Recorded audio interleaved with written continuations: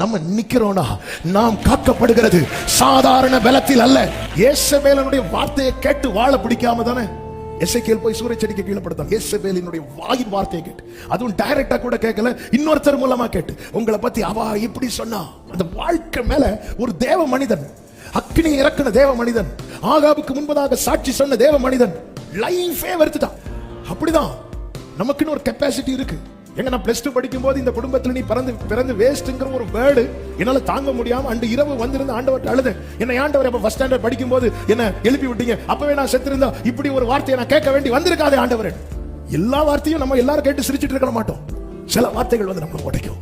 எலியாவை உடைச்சது, எல்லாரையும் உடைச்சது. நம்முடைய ஜெபமே அப்படிதான். ஒரு கட்டத்துல வாழ்க்கையை வெறுத்து பாக்குறதுக்கு முன்னாடி எடுத்து அவ்வளவுதான் இல்ல தூது நடப்பா ஒரே ஒரு வேர்டை சொல்ல வச்சான், நீ பண்ண வேண்டிய தூரம் வெகு தூரம்.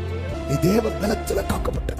இல்லைன்னா இந்த தீபத்தெல்லாம் அணைக்கிறதுக்கு ஒரு மெழுகுவர்த்தி, அதை அணைக்கிறதுக்கு ஒரு காத்து போதும். நம்முடைய வாயில் இருக்கிற ஒரு காத்து போதும், ஃபூங்கிற ஒரு காத்து போதும். அதே போலதான் எத்தனையோ வாயின் வார்த்தைகளை கேட்டும் இன்னைக்கும் நம்ம நிக்கிறோம்னா நாம் காக்கப்படுகிறது சாதாரண பலத்தில் அல்ல.